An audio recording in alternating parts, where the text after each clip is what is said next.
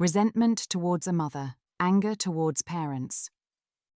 Well, the key point here is the problem with your mother.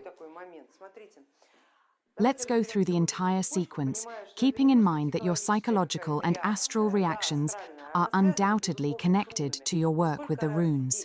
In our classes, we have touched upon the concept of a mother more than once, and whenever we did, we meant Mother Earth. Yet within our consciousness, we also carry the notion of our own mother. And the rejection of one's own mother is something we automatically project onto the very concept we are exploring, the concept of the earth.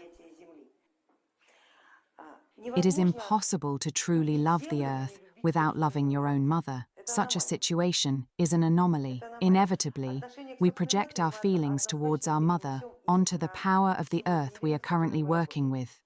This happens automatically. That is simply how our psychology functions. And yes, it happens very often. Nowadays, all sorts of techniques, seminars, courses, and schools of a psychological nature, and those closely related, are attempting to address the issue of resentment towards parents. And, hand on heart, this topic has only recently emerged in our culture. Wouldn't you agree? Resentment towards parents in the past, well, let's say during the Soviet era, wasn't cultivated to the extent that it was regarded as the root of all problems. Of course, we had parents and certain relationships with them, but no one fixated on problems with them. No one placed those problems on a pedestal or made them the main explanation for every trouble. There was nothing like that. And since we didn't dwell on these issues, we simply didn't pay much attention to them. If something didn't work out in life, during the Soviet period, we had certain tools at our disposal and managed to find a way out of situations within the limits of the opportunities available to us. If those opportunities were lacking, we tried to expand them or find another route. But problems with our parents were never regarded as a stumbling block preventing us from moving forward. Then, the unthinkable happened.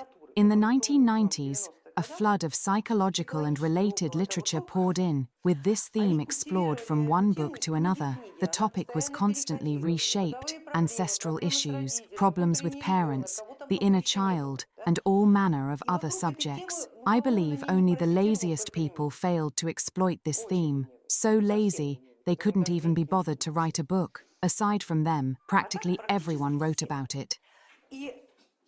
And in fact, 25 years have already passed since then. So let's just consider the conclusion we might draw from that. If, after 20 or 25 years, someone studying this subject still hasn't resolved the issue and continues to believe that their troubles stem from their parental family, it doesn't mean the methods were ineffective.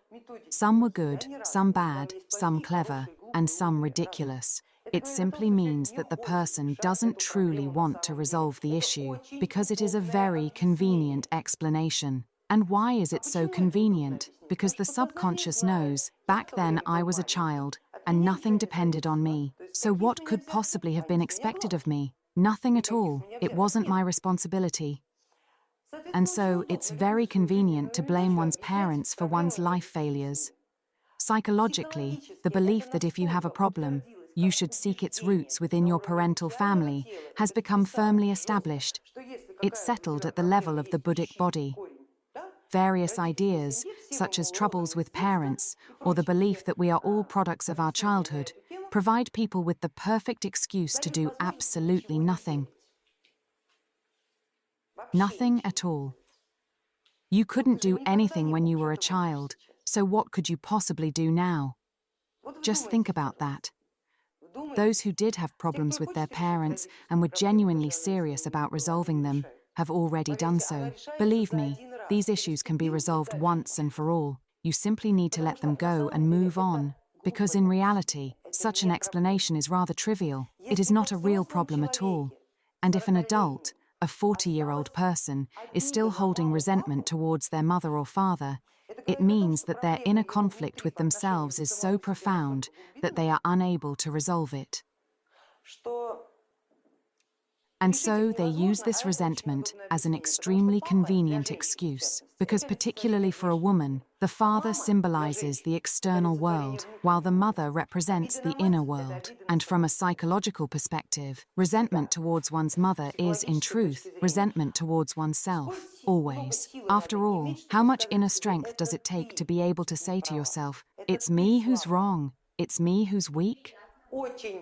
It is very, very unpleasant to admit that you are a weak person, that everyone else has achieved something, but you have not. It is far easier to blame your parents, to claim that it was your mother who did not teach you enough, did not give you enough, did not say the right things, did something wrong, abandoned you, and forgot about you. Well, the truth is, we were all forgotten or abandoned by our parents at some point, whether at nursery or at home. We've all been through it. Yet some of us have managed to let go of that experience and move on, even treating it like a joke. We've got your child. Meet our demands and pick them up by 6. The nursery's closing. That's all we ask. But it is so convenient to remain stuck behind this barrier. It is a very convenient excuse. And as a result, we lose our connection to the earth and to nature itself. Because we project our inability to resolve our problems with ourselves and with our mother onto her. By refusing to accept our mother in her different forms, we also refuse to accept the earth. Please recognize this deeper meaning.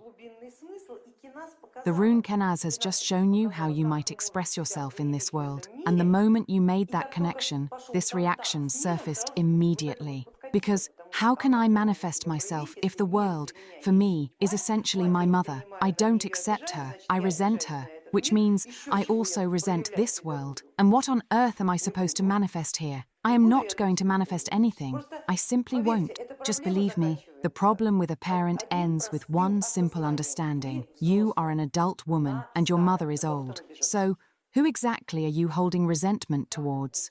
But I don't hold any resentment. I'm speaking to her consciously. That's your adult consciousness speaking. But your inner child still wants to be a child. It wants that very badly, because no one demands anything from a child. Well, my inner child... Look, send your inner child off to nursery school or summer camp. Let her grow up properly and stop cultivating this issue. Your inner child should have grown up by now. Stop feeding this parasitic mindset in your own head that justifies your inaction.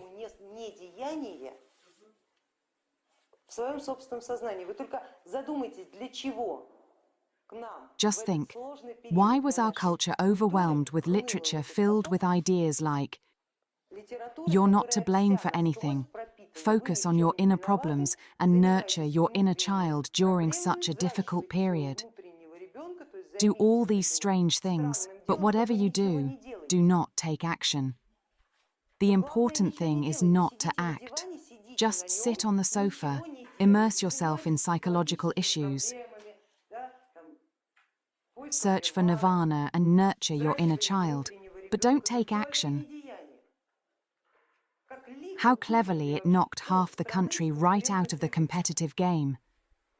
Nobody is capable of much anymore. Everyone is too busy nurturing their inner child, as though we were all still in nursery school. But who then is actually going to get things done? Who's going to do the real work?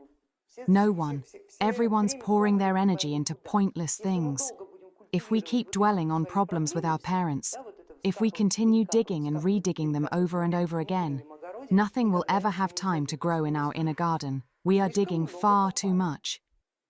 You did dream about digging, didn't you? Well, we really do dig too much. And what's worse, we often do it in someone else's garden. So let's move on from the planting stage and finally start reaping the harvest. All right? The whole issue with parents isn't something you should be stuck on. Trust me, it's not worth it. You need to remember this experience. You need to draw conclusions. But do not go chewing it over for 40 years. Otherwise, you will simply lose your competitive edge in this world.